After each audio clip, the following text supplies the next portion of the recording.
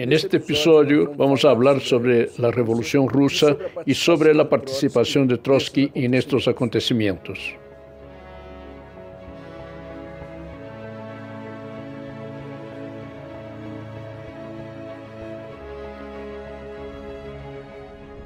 Esta serie tendrá un nuevo vídeo todos los miércoles a las 18 horas. Inscríbase en el canal para recibir notificaciones de nuevos vídeos.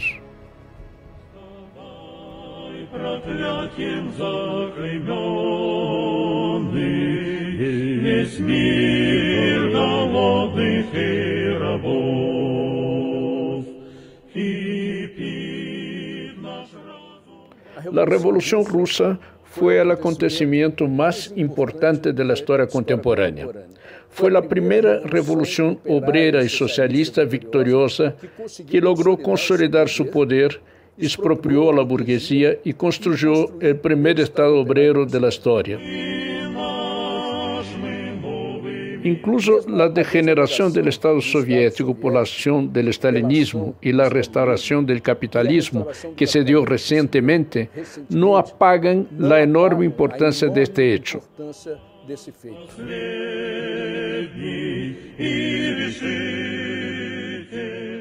A pesar de haber ocurrido hace más de 100 años, las repercusiones de ese enorme hecho que fue la Revolución Rusa están presentes hasta los días de hoy. Basta ver la obsesión de la ultraderecha en agitar el fantasma del comunismo. Propus nessa semana o projeto de lei 5358 para proibir não só a foice e o martelo, como também a apologia ao comunismo. Los grandes medios burgueses hacen lo mismo. La preocupación de los enemigos de la revolución muestra cuán grande fue la importancia de este acontecimiento. Lenin fue el gran dirigente de la Revolución Rusa y luego de él lo fue Trotsky. La historia de la vida política de Trotsky está íntimamente ligada a la historia de la revolución. En 1905, Trotsky presidió el primer Soviet, o sea, el Consejo de Representantes Obreros que se formó en Petrogrado. Y 12 años después, en 1917, volvió a presidir ese mismo Soviet en la misma ciudad. Pero Trotsky no fue solo un gran dirigente de la Revolución Rusa, fue también el principal historiador de ese gran acontecimiento. Tenemos aquí la que fue su principal obra sobre la revolución, La historia de la Revolución Rusa, que es un libro extraordinario. Es el único libro sobre la historia de una revolución que fue escrito por uno de sus principales protagonistas. Usted puede encontrar ese libro en el site de la editora Sunderman que aparece aquí abajo. En el prefacio del libro, Trotsky expone su visión sobre las características principales de la revolución. Él dice: la característica más incontestable de la revolución es la intervención directa de las masas en los acontecimientos históricos. Y más, la historia de una revolución es para nosotros inicialmente la narrativa de una irrupción violenta de las masas en los dominios donde se desarrollan sus propios destinos. En el primer capítulo, Trotsky explica las peculiaridades del desarrollo en Rusia por lo que él llama la ley del desarrollo desigual y combinado. Rusia era un país extremadamente desigual. Por un lado, era un país rural con características muy atrasadas. Por ejemplo, tenía 80% de analfabetismo, pero al mismo tiempo era un país donde se habían instalado grandes industrias modernas, las más modernas que existían en Europa, con una alta concentración de la clase obrera. Esa desigualdad se combinaba con una estructura socioeconómica muy contradictoria. Al mismo tiempo, el país era gobernado por una dictadura monárquica, los zares de la familia Romanov, que tenían poderes absolutos y gobernaban de forma absolutista, o sea, era una dictadura. En 1905, esas contradicciones estallaron, después de la derrota de Rusia en la guerra ruso-japonesa.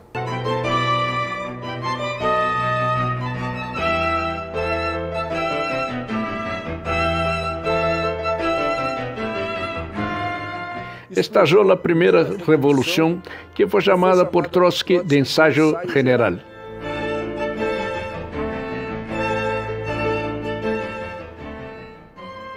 El proceso revolucionario comenzó cuando el zar mandó abrir fuego contra una manifestación pacífica de obreros. Más de 1000 obreros murieron durante ese día, que fue llamado Domingo Sangriento.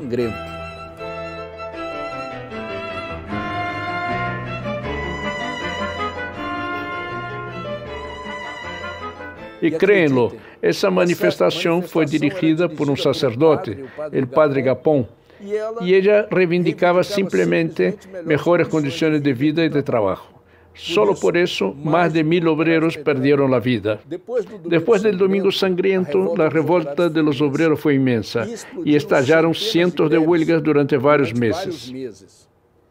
En Petrogrado surgieron entonces el Consejo de Representantes Obreros, que buscaban coordinar esas huelgas, organizarlas. Pero esos mismos consejos, poco a poco, fueron asumiendo tareas de un poder paralelo. Trotsky fue el primer presidente de ese soviet y tenía solo 25 años. En diciembre de 1905 estalló una resurrección de los obreros de Moscú. Esa insurrección fue de nuevo ahogada en sangre por el zar.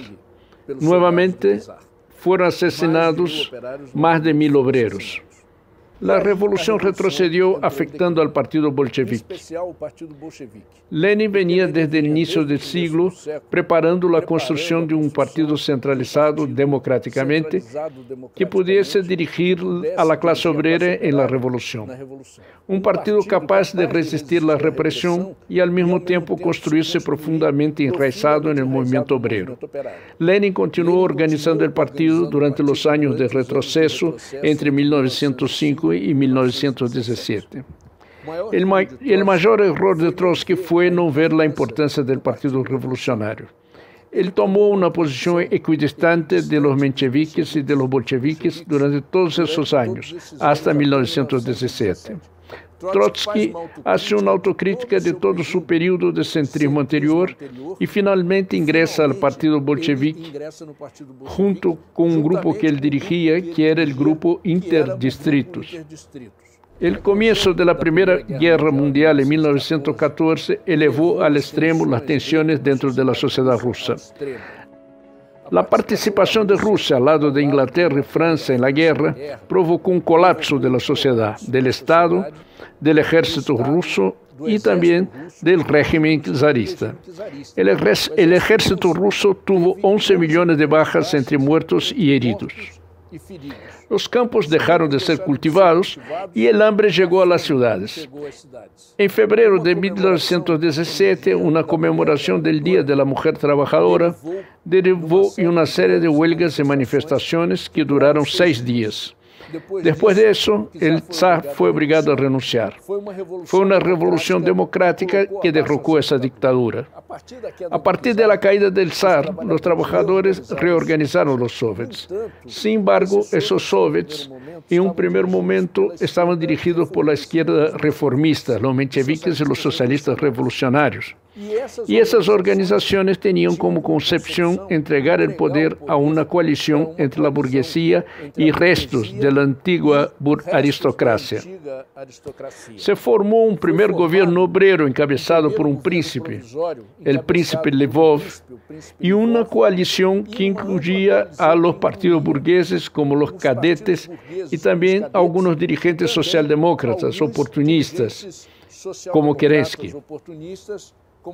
A partir de ahí, en los 8 meses siguientes hasta la Revolución de Octubre, existieron varios gobiernos de conciliación entre partidos burgueses y partidos reformistas, como los mencheviques y los socialistas revolucionarios. Los mencheviques justificaban esa decisión de apoyar o participar en gobiernos de conciliación de clases entre la burguesía y las organizaciones obreras porque decían que la revolución debería parar en su etapa democrática y que quien debería gobernar sería la burguesía. Incluso hasta los bolcheviques llegaron a caer en esa posición y apoyaron el gobierno provisorio durante los 2 primeros meses desde la revolución. Lenin llega en abril y cambia completamente la política del partido bolchevique.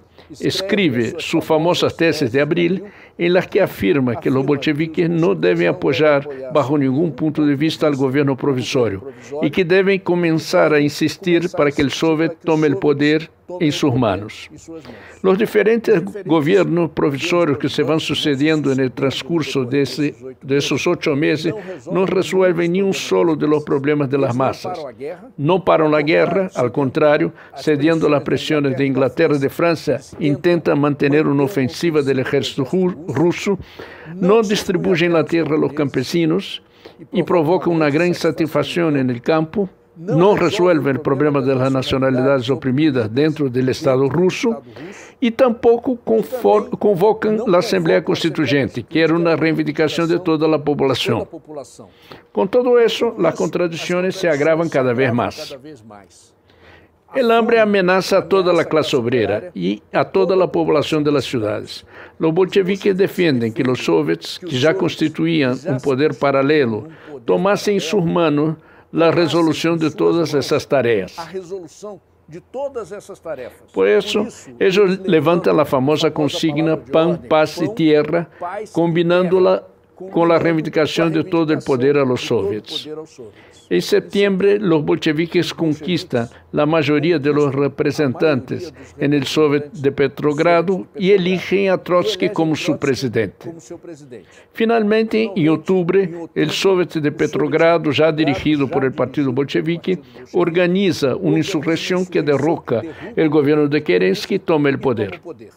El día siguiente, esa acción fue ratificada por el Congreso de los Soviets de toda Rusia. La Revolución de Octubre, que fue dirigida conscientemente por un partido revolucionario, plantea una pregunta. Al final, ¿qué es una revolución socialista? En general, la revolución socialista es el pasaje del poder político del Estado de las manos de la clase burguesa para la clase obrera por medio de una insurrección de masas.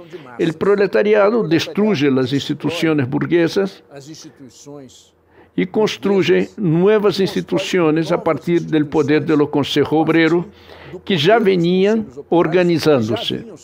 Ese nuevo poder estatal, que es mucho más democrático que cualquier democracia burguesa, tomó las medidas más urgentes para solucionar los problemas de las mismas masas trabajadoras. Detuvo la guerra, resolvió el problema del hambre, distribuyó la tierra a los campesinos y no por casualidad, esos fueron los primeros decretos del gobierno soviético dirigido por los bolcheviques.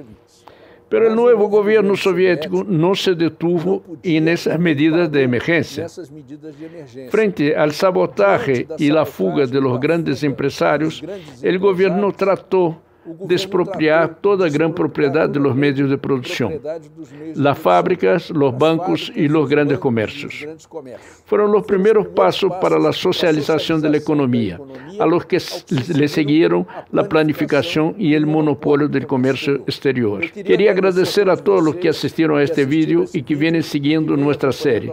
En el próximo episodio abordaremos 2 temas: los consejos obreros, o sea, los soviets, y la socialización de la economía, los primeros pasos de la naciente República Soviética. Trotsky fue muerto a manos de Stalin. El asesino era un agente de la NKVD, el Servicio Secreto Soviético de Represión y de Espionaje, y después se tornó la famosa KGB.